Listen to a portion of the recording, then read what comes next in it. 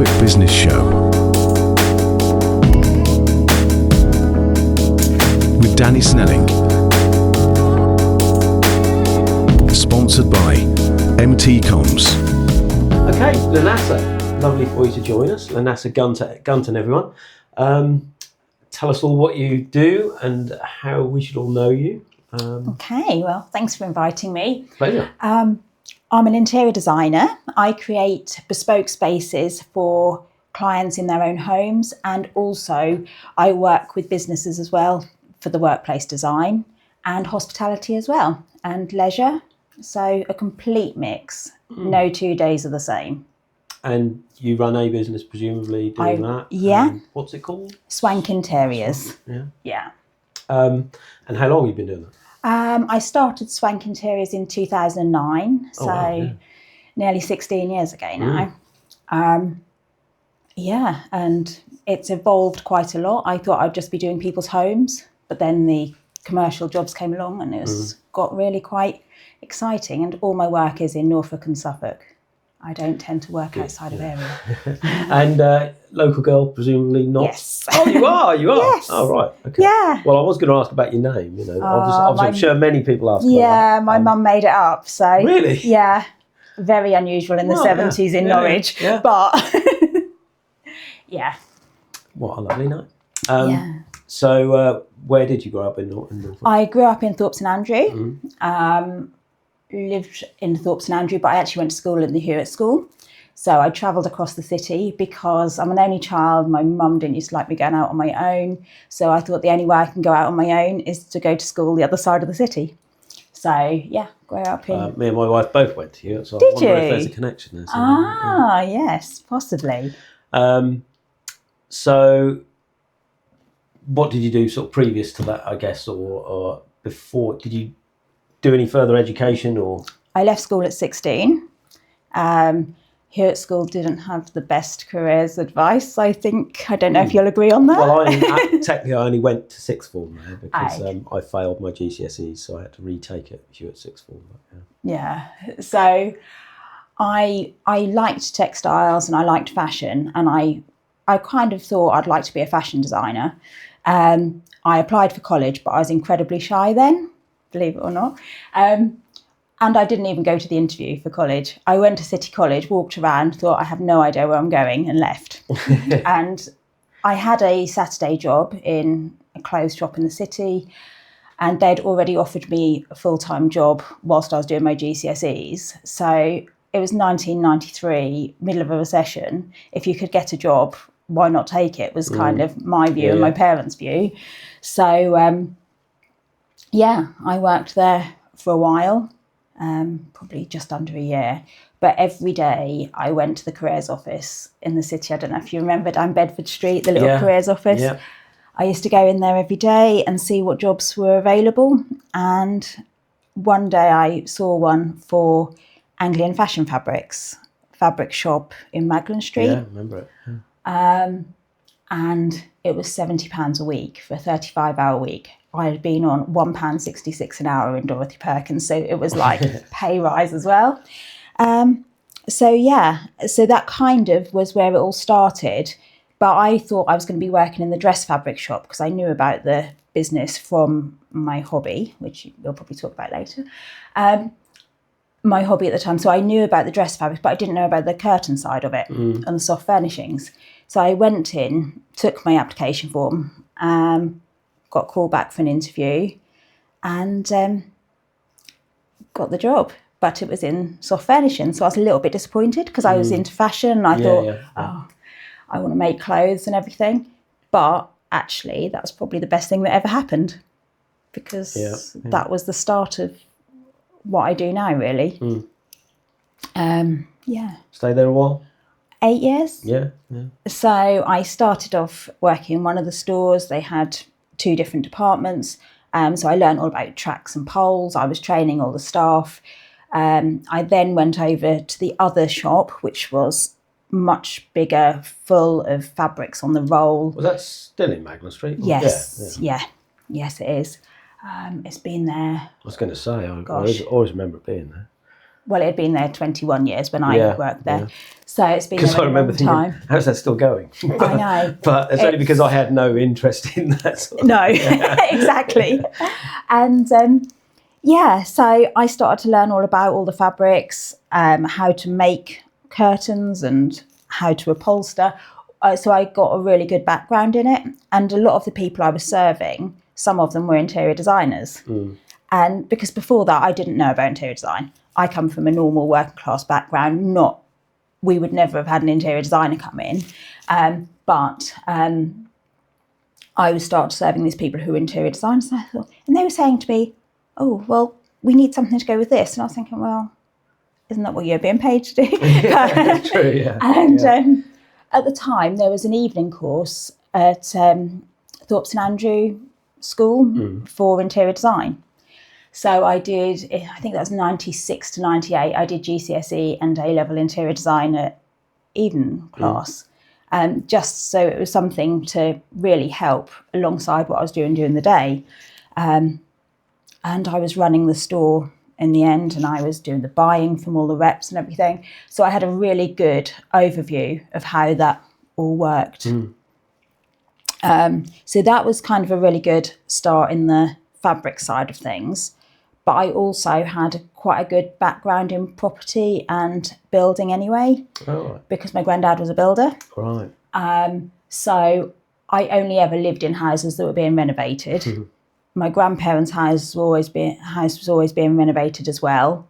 And I used to help. I'm an only child and only grandchild. So my weekends would be a DIY shop or looking at furniture. So my whole background was leading me to be an interior designer, but I just didn't know the job existed. Yeah, exactly.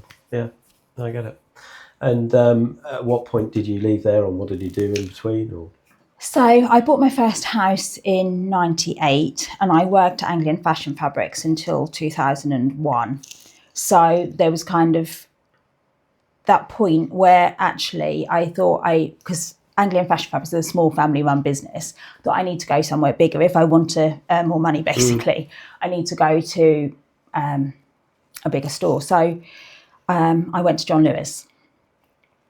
I applied for a job at John Lewis, just general sales assistant, and I got picked up by children's wear, not by anything to do with the home, because the manager of children's wear had worked in haberdashery and knew how good the training was on customer service at Anglian Fashion Fabrics, so she wanted me to work for her. yeah. And I could measure, so I was measuring children for school uniforms. I did it for 10 months. It was just not a job that I thought it would be, I think. I think because working for a small family business, you do everything.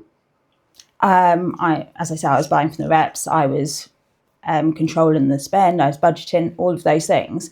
I then went to a department store where my job, I didn't even unpack stock. Stock came and you literally just served. Yeah. Somebody did each different part of the job, and I just found it so boring. And my thought of, I need to work for a big company, actually that didn't suit me. No. Well, perhaps the wrong big company, I would have said, because they are corporate, aren't they? They are, yeah. And I think that's changed a lot now, but in those days, again, the training was really good, but it just wasn't really for me. Then randomly, I had a very short period as a restaurant supervisor. I had worked at Concept Nightclub as a second job when I was at Anglian Fashion Fabrics, and my manager from there opened a restaurant and asked me to go and be a restaurant supervisor for him. So I did that for a short time, but I really liked working in the city, in shops, retail in the city rather than that. So I then went to Body Shop. Oh, yeah. So I was manager of Body Shop for 3 years. And again, that was a franchise store. So I was working alongside a family business again, and I really enjoyed that. And I put so much into my work that it was obvious that one day I should really run my own business, because the amount of hours I used to do there was unbelievable. But Yeah, and you're not benefiting from it, are you? no, Yeah. no.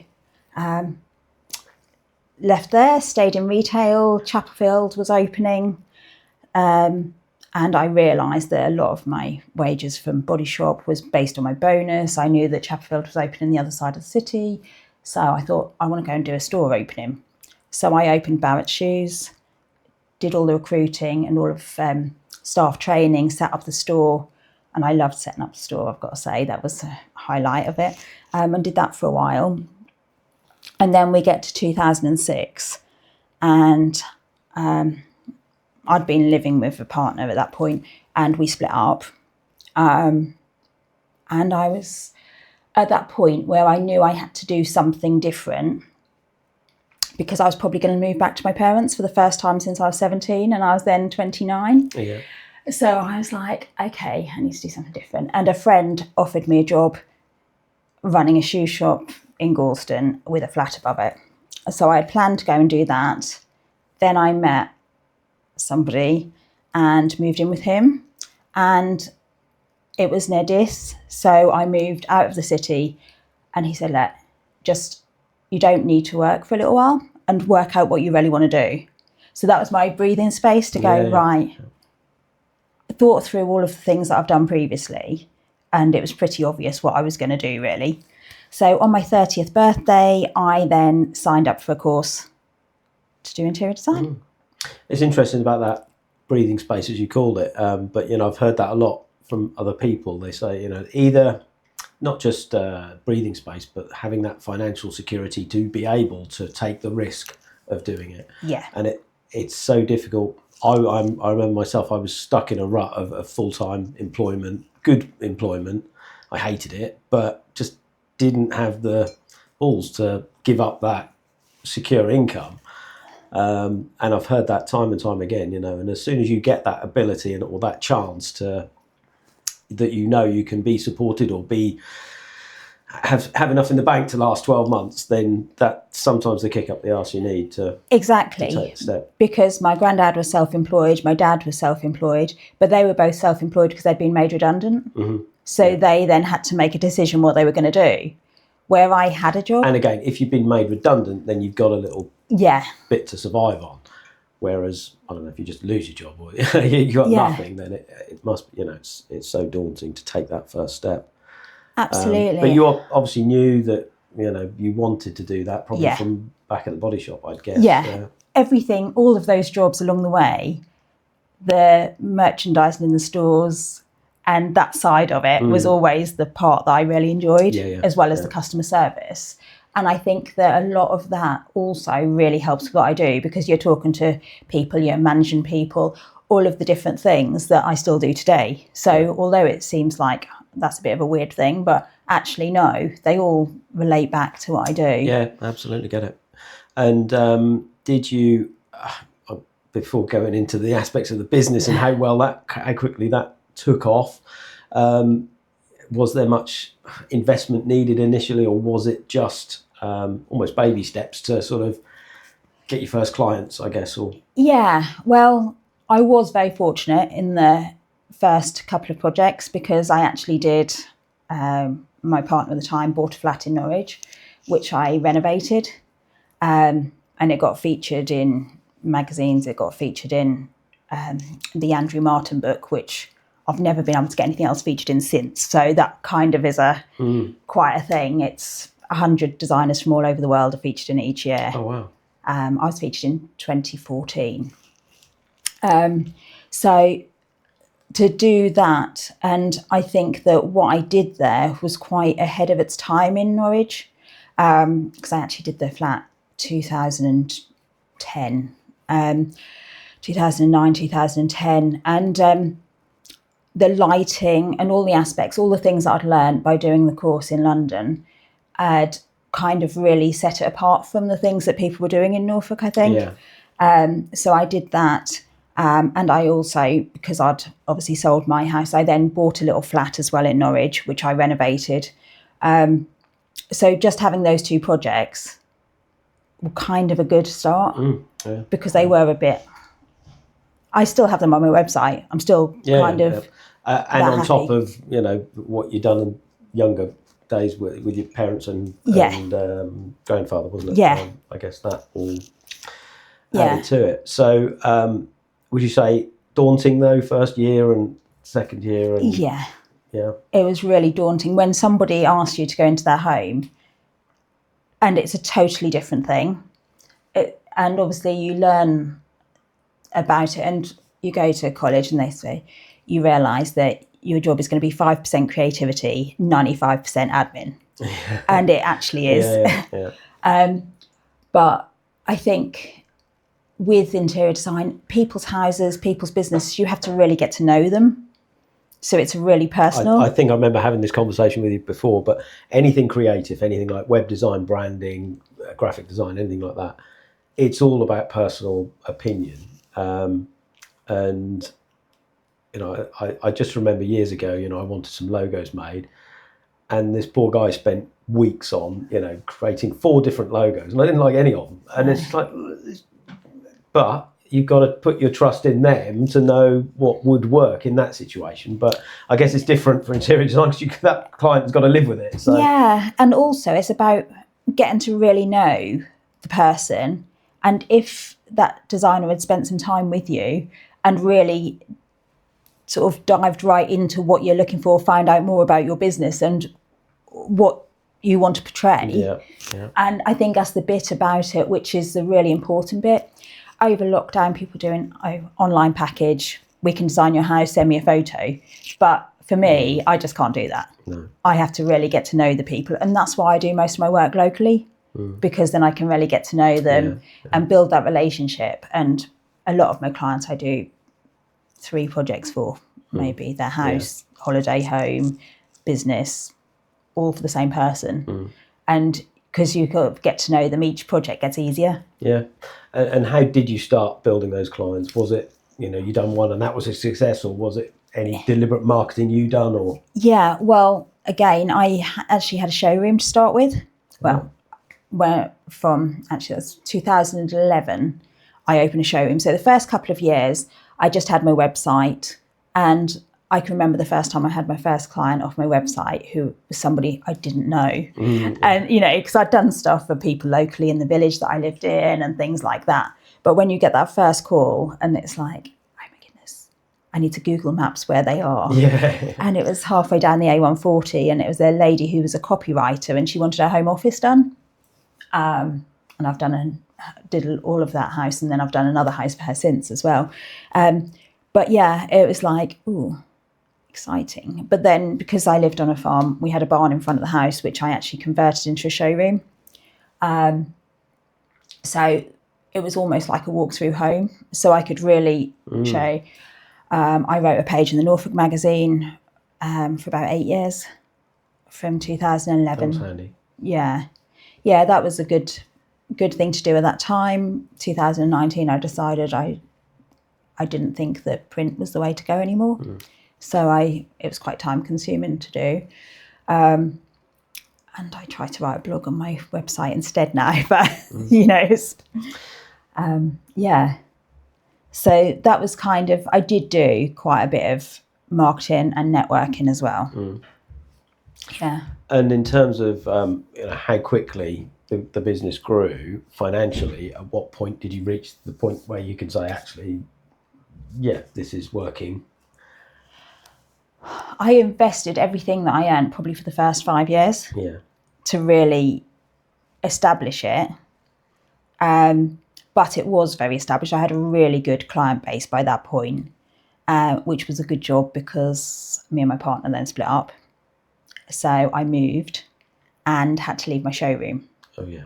So that was the other point is... Do you think, though, the showroom was, well, I don't know, required, really necessary, or... It was at the start. Yeah.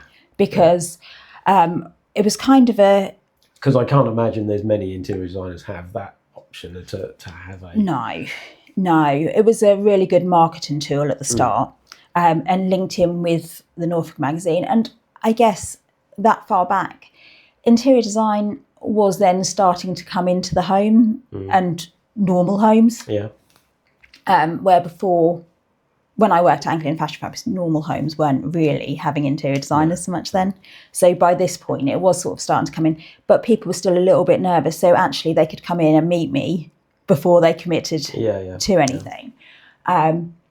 But that also had the downside that people would come in to meet you and to chat and almost, can you just design this for me? It's like, and it don't really work like that.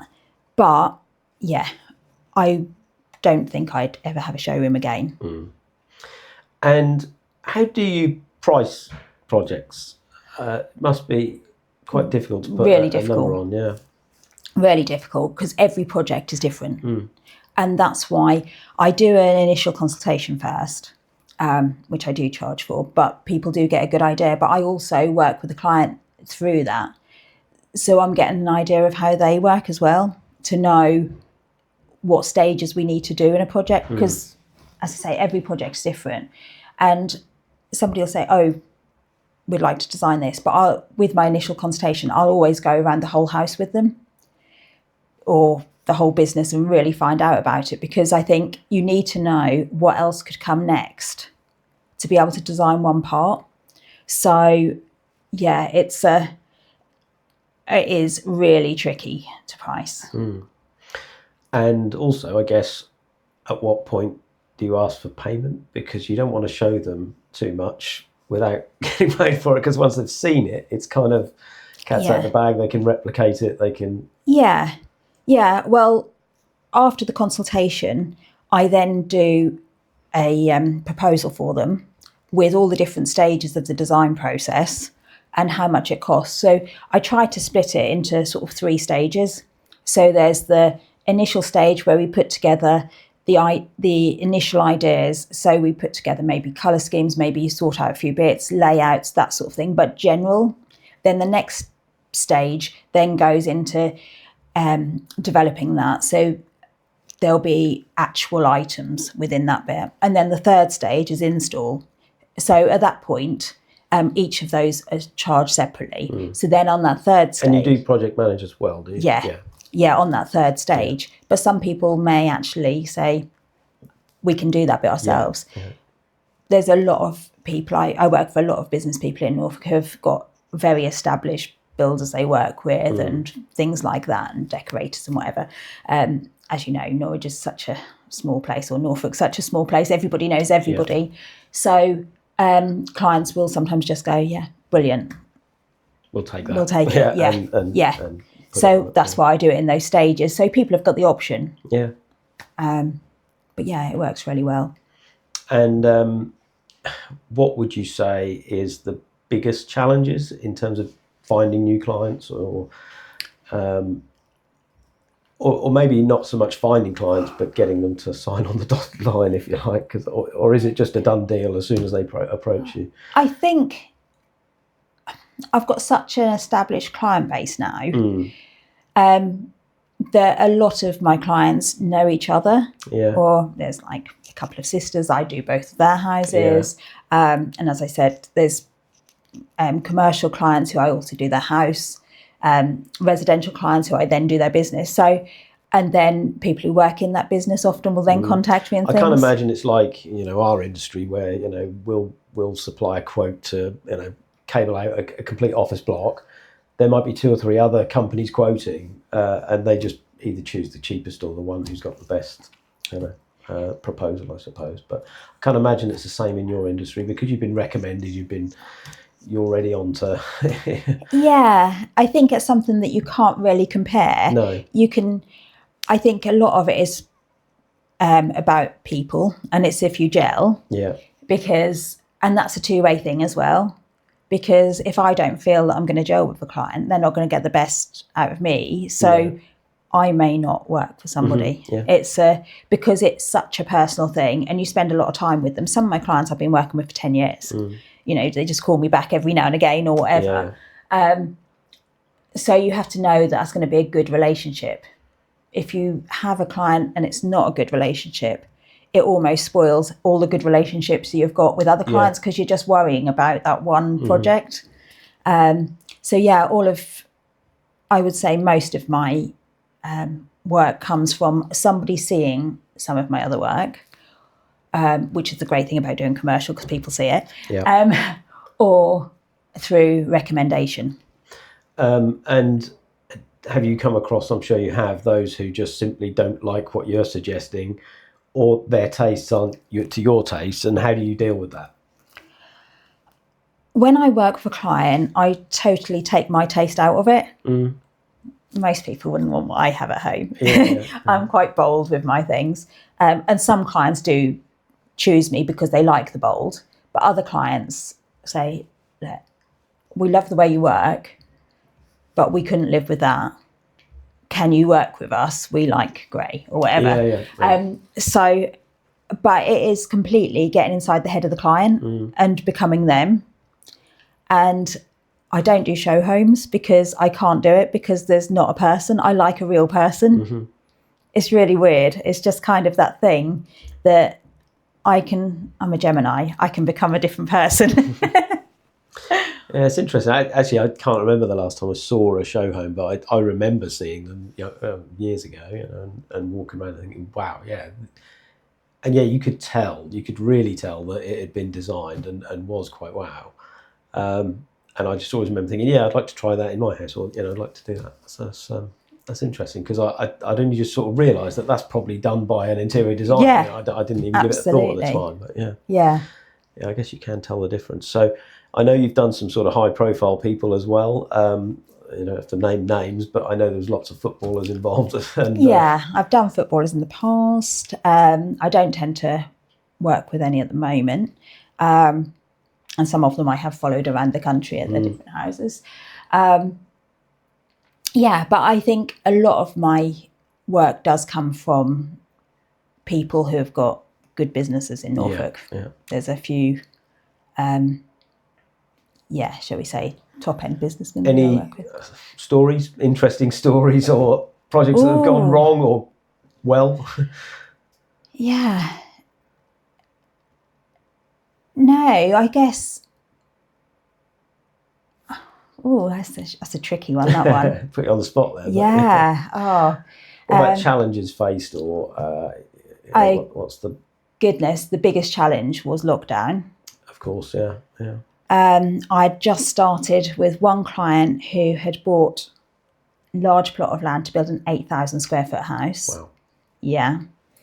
And I was working with them on the whole thing. And I had another client who was having an extension both ends of their house, and we just started it. And the material challenge, being able to get plaster, all of those things. Only one trade in at a time because they weren't allowed to all work in the same room together, all of those sort of things. That was a really challenging time. It was a great time because I was spending no money and I had two amazing projects on the go. But it was really hard to juggle. And actually with the client with the extensions, her husband worked in London during the week and came home weekends. But because of lockdown, he then was at home as well and had to work from home. And the business that he is in is something which was really at the forefront of COVID as well. Right. So we had to then do a conversion in their garage to build him an office out of the house so he had a quiet space to work whilst we were doing the house. Wow. So that was quite a tricky one. And obviously the new build was a tricky to do. Did you find things picked up though in the same way the property market picked up the following year, or? It was an interesting time because I think interior design is something that when we design, we put in quality items because longevity and knowing it's going to be a quality item that's going to last does obviously cost a little bit more possibly than what people think. So what I found was I was getting a few clients who possibly wouldn't normally be an interior design client, but because they hadn't been on holiday for 2 years, had saved a bit of money. So it was much trickier because things were costing more and prices went up of materials as well. So yeah, it did pick up, but not necessarily with the clients that were the easiest, because they didn't understand the process so much. No one was easy to deal with after lockdown, were they? No, it was tricky, and we all needed a holiday as well. Yeah. So, do you have much competition? Is there other? I know there's commercial fit-out companies, aren't there? I don't know whether they do design or not. I don't know, but is there much in the way of competition? There's a few designers around in the area, but I don't really see it as competition. I see it as, like I say, I think that clients buy people and what they do, and it's a little bit different, as you say, that people buy us for our little package of. But I imagine competition is nothing like most businesses. I mean, a solicitor, there's 100 solicitors with probably within 50-yard radius of us here. There's 5 or 6 telecoms companies, but you don't face that. I'm sure. There's not so many, but I guess not everybody has to have an interior designer, where if you need a solicitor, you have to have a solicitor. True. Very true. But yeah, I think it is just about building those relationships, and people work with people, don't they? They like. Biggest project you've done? What's the biggest project? Probably is Park Farm Hotel. Oh yeah, in Heatherset. Yeah. I've been working with them for 8 years now. So working all the way through the hotel. Started in the bar. In fact, we're now doing a little revamp of the bar because we've changed the roof to a solid roof now. Did the function room, the colony suite, which is weddings, business breakfasts, all those sort of things. And we did the spa last year. So revamped all of the treatment rooms, changing rooms, and the pool area had a bit of a refresh as well. I guess with some of the larger chains, then they have their own team, would they? Or a lot of them do, I believe, but I do like doing hospitality work, so I'd be really keen to talk to anybody I was going to ask that. locally. Can we get you in front of? But I guess it would be not the chain hotels, wouldn't it, more than anything? No, independent businesses really. And also I do quite a lot of workplace design. So with, again, going back to COVID, people going back into the office, how do you feel about your office space? Is it you're used to working at home in your lovely, comfortable home with your good coffee machine and enjoying it? You then get called into the office and it's like all white space, and you go, how am I going to get my staff in? And I'm doing quite a lot of that. I guess it is a very important, yes, that whole conversation around getting people back into the office is difficult, but maybe they are missing a trick by not making it seem more homely and more like that. But that's an interesting one. And you'll be spotting interior design everywhere you go now. Probably. That's Yes. It's very very bare and stark in here, other than the but this was just done for being. This is what all podcasters have, apparently. This wall covering. Good acoustics. That's the thing. So, as you know, we have my son's girlfriend is I don't know what she's studying, but she's studying interior design and just finished something or other. And I know you've met or spoken to her. What advice would you give to someone in her shoes about that career path? Is it? I know.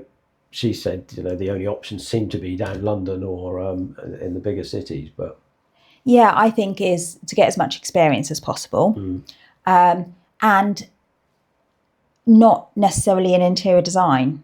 Like I say, all of the things you do will all help towards that. And if you're studying and you have a weekend job, a small job, trying to get a job even in a carpet shop or something, or a furniture shop, or that sort of thing, try and aim towards those things to get all that experience. Because I think that by getting the experience that I did from Anglian Fashion Fabrics really helped.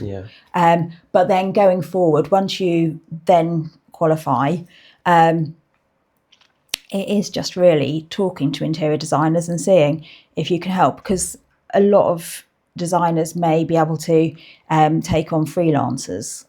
And I think that's a lot of the way it's going at the moment. Because since Norwich has had the university doing an interior design course, there has been a lot more students around. So when I started, there was no interior design courses in Norwich. And then once that came,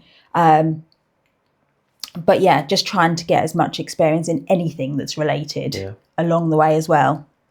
And I know that some designers I know in London have actually gone and worked on building sites to get that. Is that really, like I say, I've been on site with my granddad when I was young, getting to know all of those, the nitty gritty, and knowing how people speak on a building site and not being shocked, you know, and knowing that side of it as well. My cabinet maker, who I work with a lot, he says he likes working with me because I understand and I won't show him anything if I don't know how he's going to make it. I process it to make sure. I think a lot of that is communication skills, isn't it? Basically, because they come out of university, they just haven't had those conversations in real world with potential clients, and a lot of the time it is just that lack of communication. I remember my son went labouring on a building site. And he'd done it for 3 months, and I don't know how he stuck it. He was up at 5 and come home absolutely worn out every day. But my God, it transformed him. I mean, he could converse with anyone. Before that, he was really sheltered and, used to chat to his mates at school and the Xbox. And, that absolutely transformed him, just being able to talk to people. And, it's interesting. And that's another tip I'd probably say is, like cabinet makers, people who make plaster coving, things like that. See if you can get in touch with them and just go and see their workshops. Is a really good idea as well. So you've got a bit of an insight into the products and the way that they're made. Yeah, that's interesting. Yeah. I do know a few people who make fancy coving and stuff like that. That might be an interesting lead for them. Yeah, but I know she's struggling anyway, and she doesn't want to move away, but I think that's... I think...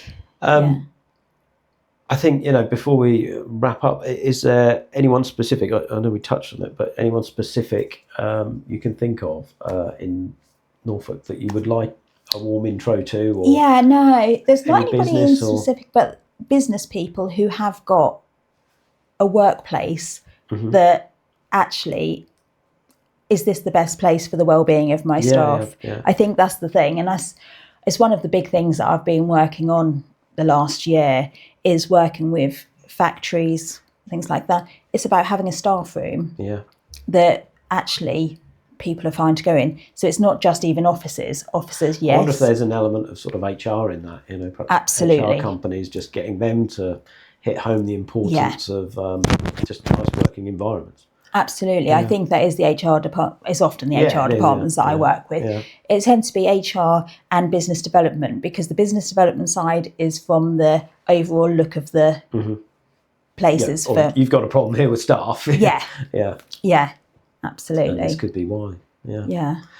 And I'm just trying to think. Touch on perhaps personal life, work balance. How is that working out for you? Do you manage? Do you work from home? Yeah. I've got a studio at home, so purpose designed space. My husband works at home quite a lot as well. He's an accountant. That is probably the best thing I've ever done, marry an accountant. That's really useful. But I find it works. I live 15 miles out of Norwich, so it's quite rural. But that's a great position because I started my business near Dis, and I've got clients I've got a triangle. Yeah. So I can sort of manage that because there is a lot of travelling involved. Well, interesting you touch on that. I mean, at what point do you show them the design? So you'll go away, I guess do some drawing, do some sketches, do some wall boards or what do you call it? Idea. Sample boards and things, and then you present that to them. And then, what's the timeline, I guess, before you're actually, if you're project managing, going and actually... It can be probably, depending on the size of the project, but it can be anything from 6 weeks up until possibly even a year, if it's like a new build. I guess a lot of the time it's dependent on when the trades are finished or when... If it's a new build or something, we'll try to plan it all out so that we know exactly what's happening. But it's getting more and more difficult because products don't necessarily stay around for so long. Supply. And I guess there's a fashion element as well. There's some things... Yeah, I try not to look at the fashion side of it at all, trying to keep some longevity. I guess I don't know, my experience of it is not worth mentioning, but from a landlord point of view, you know, it used to be everything magnolia, then it was everything white, then it was everything grey. Yeah. Yeah. But yeah, I imagine it's going to change soon anyway. Perhaps acoustic tiles. Yeah, absolutely. But no, they are so useful. Yeah. They do work. I don't know, where's your business going? Do you think it's just you're there now that this is how it's going to be for the next foreseeable? I'm looking to do more different things with the business. I'm looking at trying to do some workshops and things. So, like from the HR point of view, maybe a session focusing on workplace design, which HR people could come to and do that sort of thing. So, I'm trying to take it into other directions as well. I enjoy doing the training side of things and always have done in my other job. So that's something that I quite like the idea of doing. But yeah, I just never know what job's coming next, which I love. Well, Love the surprise. that's good because you know it does mix it up, doesn't it? Every project's going to be totally different from the next, and I think that's quite rare in business because most people do, or they have a product range and they do, you know, X, Y, and Z, and they probably sell 10 lots of Z a month, you know. Yeah. Whereas yours, it literally is, every project is different, I imagine. Yeah. And I do quite a lot of research. I spend a lot of time at the design shows in London, and I was in Brighton at the weekend going around a Regency house and learning about researching historic houses, because you just have to have all this information on board. Yeah. It's just so much to know. Yeah, I bet it is. That being said, you know, there must be some talent, so natural sort of. I'm colourblind, for example. I could not pick out colours from you know, this looks good with that. You know, none of that.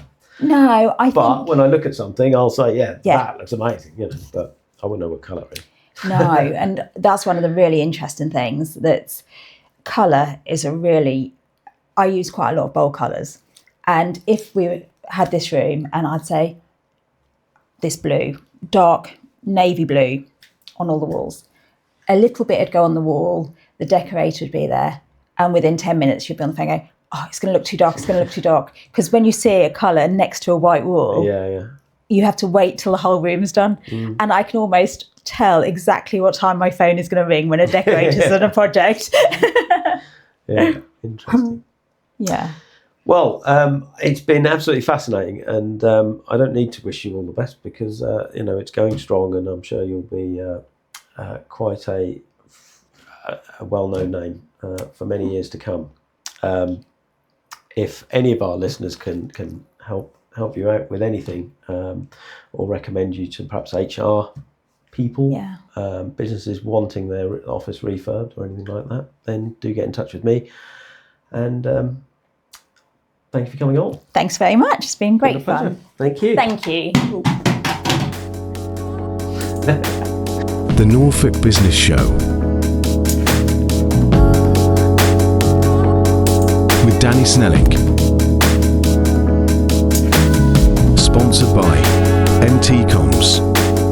Just a quick word from me. Absolutely thrilled with the response and feedback we've had so far. It really has been so positive. We're going to continue with it. I do just need to ask you all, please, just to take that 1 second to click the subscribe, like, follow button, share them. Just do something for me, because we're never going to be monetized. We're not going to make money from this show, and that's not our intention. We're a local Norfolk show, so we're never going to get those worldwide viewing figures that need to monetize channels. It's not about that. We genuinely are just trying to give back to the business community in Norfolk. So please do that favour for me. It will just increase the visibility of those guests we have on the show, so they get more impact from it. And who knows, if you're a future guest, then you'll get the benefit of that as well. So please do that for me. Obviously, we're sponsoring it from MT Comms. Please do keep us in mind if we can help with anything IT related, Office 365 support, cybersecurity, 365, that sort of thing. We also do telecoms, mobile, CCTV. There's loads of stuff we do. Just reach out to us and ask us if you can help with anything. Thank you, guys.